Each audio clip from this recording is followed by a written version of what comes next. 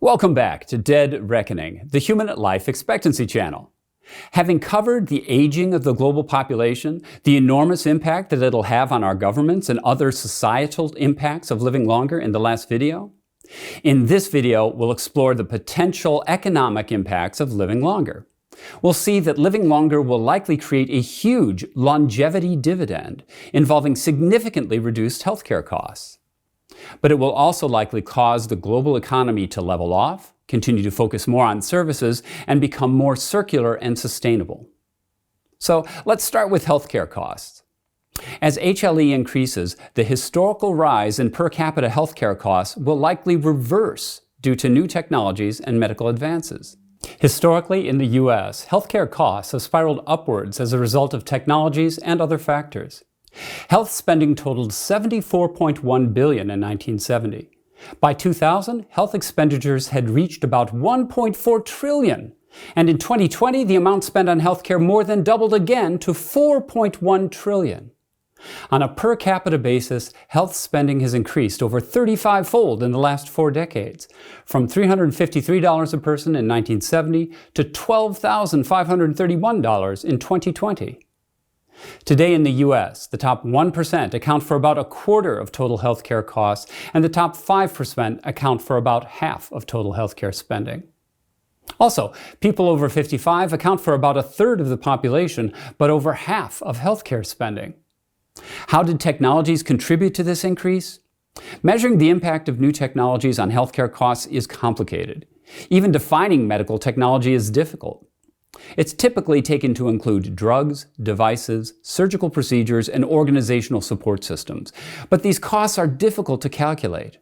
For example, while pharmaceuticals may have little to no additional costs, CT scans require clinicians to take the scans and doctors to interpret them, which are both expensive and difficult to capture. Still, there's plenty of evidence that medical treatments and technologies have contributed to the increase in per capita healthcare in the past. And it's not hard to see why. According to a study by the Journal of the American Medical Association, Americans tend to associate more advanced technology and newer procedures with better care, even if there's little to no evidence to prove that they'll be more effective. This assumption leads patients and doctors to demand the newest and most expensive treatments and technology available. For example, a new Alzheimer drug called Aduhelm, made by the company Biogen, has drawn controversy both for its price at $56,000 per year and because the Food and Drug Administration approved it despite doubts from experts about its effectiveness. Due to its cost and expected popularity, the monthly premium for Medicare B will increase by $21.60. That's one of the largest increases in recent years, and about half of that increase is due to contingency planning to make sure the program has enough money to pay for just this drug. As another example, in the U.S., computerized tomography, or CT scans, allow doctors unprecedented ability to see and diagnose conditions with living patients. A CT scan can be used to visualize nearly all parts of the body and is used to diagnose disease and injury as well as to plan medical, surgical, and radiation treatments. As a result, they've become very popular, with over 80 million scans performed in the U.S. every year, which is about 1 for every 4 people per year. However, since they cost an average of $3,000 per scan, this amounts to over $250 billion per year. To the extent that CT scans are applied to older populations for observation of long-term chronic diseases and management versus short-term emergency interventions, they also tend to have relatively smaller impact on HLE. And perhaps worst of all, they deliver on average 1,000 times the amount of radiation of a chest X-ray. Cardiologist and author Eric Topol said that imaging could account for 2 to 3% of total cancer deaths each year, approximately 230,000 deaths around the globe. Some factors driving costs have little to nothing to do with the availability of new technologies. So for example, demographic changes, such as the aging of the population, that's reasonably well determined and should cause per capita healthcare costs to increase by approximately another 10%. Also, health trends are not good. The global population is aging, getting more obese, and growing more unhealthy. A staggering 85% of healthcare costs in the U.S. are for the care of chronic conditions. The National Council on Aging reports that 80% of older Americans have at least one chronic condition, such as high cholesterol, hypertension, diabetes, heart disease, and Alzheimer's. It also found that over 77% of those have two or more chronic conditions. Also, recent data from the Center for Disease Control finds that over 40% of adults in the U.S. are either overweight or obese, which also leads to heart disease, cancer, diabetes, and other chronic conditions, and inflated medical spending. And of course, the U.S. healthcare system has spawned higher prices in many other ways, including increasing demand for medical services by removing barriers to its use, paying for quantity, not quality, funding the high costs of medical malpractice, and employers overpaying for insurance because it's a tax-deductible expense for them. However, despite this historical trend, new HLE extending technologies offer the prospect of dramatically reducing per capita healthcare costs. Consider IT-driven health information interventions. In addition to back-office improvements in billing, marketing, some supply chain, and staffing, new technologies can help reduce medical costs. Electronic health records, EHRs, help ensure appropriate medications and treatments are provided and allow health professionals to quickly identify targeted treatments that are customized for each individual. Wearable digital sensors can predict the onset of conditions like heart disease and diabetes before they manifest clinically. This allows patients to seek cheaper and more effective treatment options with better prognosis, thus saving them the burden of pursuing long, drawn-out, and expensive treatment procedures. They also enable the remote monitoring of patients and send their healthcare data to a unified system and doctors who can get real-time alerts if one of their patients' conditions goes beyond normal. This reduces regular doctor visits, bringing costs down significantly. Wearables also help make sure that specialists are spending their time where it's most needed. One recent study predicted that wearables could result in global healthcare cost savings of over $200 billion in the next 25 years, and could lower hospital costs by as much as 16% in the next 5 years. In addition, insurance companies that integrate wearable technology into their insurance plan usually get healthier clients and fewer health claims. Telehealth and virtual care provided over smartphones or computers helps in reducing healthcare costs in two major ways. First, it gives patients flexible, easily accessible clinical care. Second, it helps to reduce the costs of both patients and healthcare providers by reducing expensive emergency room visits and saving the time and costs of commuting. Life-extending drugs could also reduce costs. See our separate video on that topic. At scale, the costs of these drugs are likely to be minimal. For example, the cost of the COVID vaccine was so low that most countries made it available free of charge. mRNA vaccines are a promising technology for medications to treat cancer, heart disease, infectious disease that account for over 50% of deaths. Likewise, the cost effectiveness of a universal vaccine could be extremely high. Metformin, which is one potential life-extending drug, can now be provided for just cents a pill. And GLP-1 pharmaceuticals could help people to lose weight, and obesity is a driver of heart disease, cancer, diabetes, and many other chronic diseases that are the most expensive to treat. Also, liquid biopsies and other tests that provide early warning of cancer, heart disease, and diabetes and other chronic diseases can also greatly reduce costs. These tests provide early indications of cancer and other diseases that can be inexpensively cured with low intervention strategies if they're caught in early stages. This saves enormous future costs of chemotherapy, surgery, and other treatments for these chronic conditions. And the costs of these tests are expected to drop precipitously in the next few years. Also, consider genetic and epigenetic tests. Polygenic risk scores will also provide early identification for risk of cancer, heart disease, and other critical conditions. This will save costs in treating these most expensive diseases.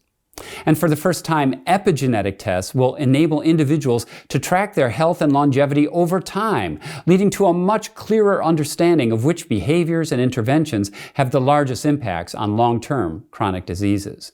Also, the Easy IVF PGD that we discussed in our Revolutionizing Human Reproduction video could also reduce costs significantly. The current costs of months of hormone therapy and surgery to harvest eggs will likely be replaced by taking some somatic cells from skin, blood, or elsewhere and coaxing them into induced pluripotent cells using the process discovered by Yamanaka. Again, see our video on that topic. And as this technology advances and demand increases, the costs will get much lower. And this is on top of savings from genetic and other diseases that children would suffer without IVF and PGD. And finally, as medicine and IT continue to merge, a broad range of digital technologies, from digital medical information and sensors to medical imaging and machine learning and AI, are all subject to Moore's law, networking effects, and virtually costless information sharing, driving an exponential decrease in costs over time. So, new technologies clearly offer the prospect for reversing the 50-plus year trend and actually reducing per capita healthcare costs. In addition, the overall economic value associated with extending lifespans is easily in the trillions of dollars. There should be a wealth dividend driven by two factors. First, more and better medical information combined with machine learning will allow improvements in manufacturing and services, leading to greater efficiency and profitability across companies. Second, as people work longer in their fields, many will continue to advance, resulting in greater and greater productivity. Imagine what society might gain if everyone spent an extra decade at the top of their careers. One recent study found that interactions between health, longevity, economic decisions, and demographics create a virtuous circle, such that the more successful a society is in improving how we age, the greater the economic value of further improvements.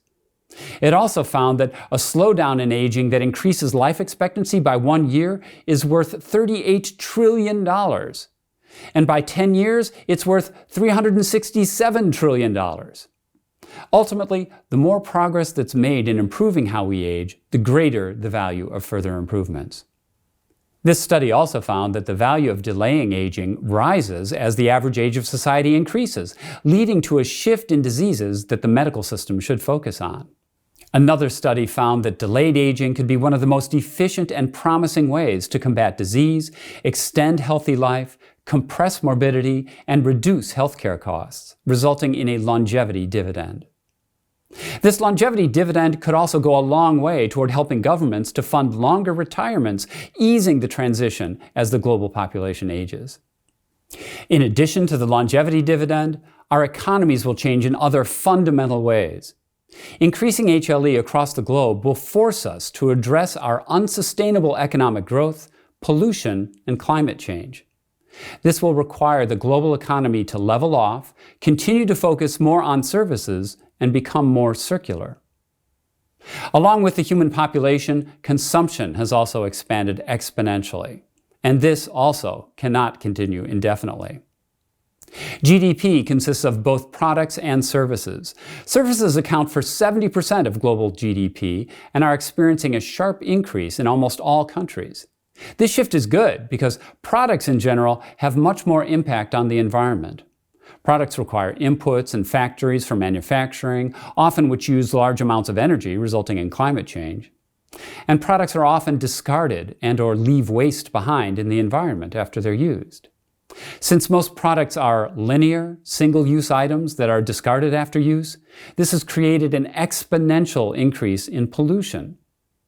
Discarded products lead to burgeoning landfills and about 300 million tons of plastic waste created globally every year that's gathering in our oceans, our soil, and even our bodies. To address this issue, an increasing number of products are becoming part of what's known as the circular economy. Inspired by nature, where creatures have evolved to exploit every niche of ecosystems, the circular economy eliminates the waste associated with products by recycling them, greatly enhancing sustainability. Importantly, it also includes the cost of this recycling in the initial cost of products. That is not what we do today. Just as organisms that don't reproduce don't participate in evolution, and just as ideas that don't catch on don't contribute to change, if products don't sell, they won't be around for long. As a result, today's capitalistic market is focused on product sales, with little consideration for other costs that occur after the sale, what economists call externalities. Just as our selection of mates drives genetic evolution, our selection of products drives the evolution of our economies. But product sales often have additional external costs to all of us. So for example, in one sense, gasoline is an easy sale. Who wouldn't want to drive their car to get where they want to go as inexpensively as possible? But the cost to our environment of using that gasoline and releasing carbon into the atmosphere is not currently factored into the price of gasoline. Similarly, who wouldn't want their snack to remain fresh? It's easy to sell small servings of drinks and snacks and countless other foods and consumer products encased in low-cost, single-use plastics. The consumer benefits from fresh snacks whenever and wherever they want to eat them, but the plastic it comes in will be in its form longer than any consumer will be alive, causing damage to the environment and potentially harming generations of species to come. Today, most companies make their products as attractive as possible for sale, whatever the consequences for the products or even humanity's longer-term viability. Recall from our Is Evolution Evolving video that when animals evolve to maximize reproduction, it can result in what biologists call antagonistic pleiotropy, which can result in their extinction, as happened to the Irish elk, who eventually developed antlers so large that it couldn't escape predators. When products evolve just for sale, this results in what we call capitalistic antagonistic pleiotropy, which can have equally catastrophic consequences. This leads to many of the problems we see today: a consumer economy with planned obsolescence and externalized costs, the cost of polluting land, water, and air, and depleting common resources such as water, rainforests, and fish stocks, and the extinction of other species are incurred by producers but are carried by society as a whole. Everyone, including future generations and other species, owns these natural resources. Allowing some people to expropriate everyone else by damaging these resources or using them unsustainably is perhaps the largest single unpunished crime on the planet today. We must rethink our relationship with the environment, put an end to the selfish, short-term expropriation of resources that are owned by everyone but exploited by few. As a start, we must strive to recognize and begin to charge for these externalities to help bring our consumption in line and avoid capitalistic antagonistic pleiotropy. We need to focus past the sale to the full life cycle of products. Think longer term and incorporate the external costs of products and services into their current prices. As we discussed in our Ethical Perspectives video, the Iroquois people of Northeast North America followed the seventh generation principle, philosophy, that the decisions made today should result in a sustainable world 7 generations into the future. By 2040, the global economy will be roughly twice the size it is today. Without change, this will cause pollution, climate change, and the other externalities we suffer to worsen significantly. Some forecast that it will put us over several environmental tipping points from which we cannot return. However, one recent study showed that we could support 3 times the current population if we reduced consumption while providing a decent lifestyle for all. More realistically, we think that our advancing technologies will help us to adopt a more sustainable circular economy, developing new sources of energy, food, and developing products that either biodegrade quickly or can be effectively recycled are the key to developing the future circular economy. The sooner we move in this direction, the better. So, which countries and economies will win? Winning matters. Not only are trillions of dollars at stake, it's not an overstatement to say that countries that lead the technologies that extend human life expectancy will lead the future of humanity. Winning requires advancing genetic science and technology, applying it to the most people, and using the resulting data to further advance the science and stay ahead of other countries. Countries such as China, the UK, and the US are funding studies of their citizens to build genetic databases. Increasingly, the US-China relationship will not be defined by the ownership of 20th century manufacturing industries, but by a race in genetic and computing innovation that will drive the economy of the future. China has the largest program to build a genetic database of its citizens. It's committed over $9 billion over 15 years to sequence over 50% of newborns and many other projects. President Xi Jinping has declared China's intent to be a global leader by 2050 by becoming a world leader in technologies of the future, including becoming the world's primary AI innovation center by 2030. China will have larger genetic data sets and is collecting genetic samples much more aggressively than the US. Their system allows them to require their population to get genetic tests, and their data privacy regulations are far less restrictive than in the United States or Europe. However, the U.S. is making progress. In spring 2018, the U.S. National Institutes of Health announced the All of Us research program that targets sequencing the genomes of 1 million Americans from all socioeconomic, ethnic, and racial groups and comparing them with health records, regular blood samples, and other personal information. Also, the U.S. Department of Veterans Affairs launched its Million Veterans program to sequence 1 million veterans by 2025 and match their genotypes with health and service records. U.S. companies are also making progress. Companies such as Ancestry.com and 23andMe are selling tests directly to consumers. On the business-to-business side, other companies are working on integrating epigenetic tests into insurance, underwriting, and other businesses. There are also many data consolidators, such as Luna DNA and the Personal Genome Project. Many other countries have significant initiatives underway. For example, the UK, Japan, Australia, France, Dubai, Saudi Arabia, and Iceland. By contrast, other countries are falling behind. The EU has the most restrictive regulations for genetic science. Also, unfortunately, the US and other countries have cut science spending. In addition, many countries have recently tilted toward nationalism, precisely when the need to collaborate and share genetic and epigenetic knowledge and data are larger than ever. This could cause those countries to fall further behind in critical life-extending technologies. Countries that align their spending with the objective of enhancing human life expectancy will win. Unfortunately, the U.S. has a long way to go to make this happen. In 2019, the U.S. defense budget was about 50% larger than the entire health budget, despite the fact that deaths from interpersonal and collective violence accounted for less than 1% of 2019 deaths and fell 28% since 2000, while the health budget addresses all causes of death.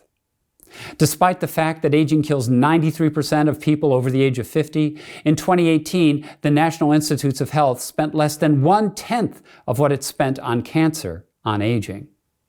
Further, in 2017, the U.S. National Institutes of Health spent only $183 million of its $32 billion budget, 1/3 of 1%, on aging biology, far less than spent on cancer, arthritis, diabetes, and hypertension.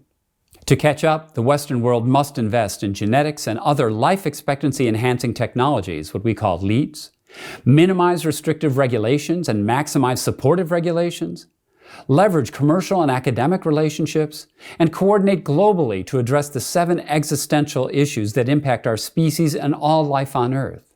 In the end, will Western cooperation and collaboration win out over centralized governments on this? Will liberal democracy and capitalism foster a quicker, more effective transition to extending human life expectancy than other forms of government? Who's to say? But we must give it a go. So in sum, living longer will have dramatic economic impacts.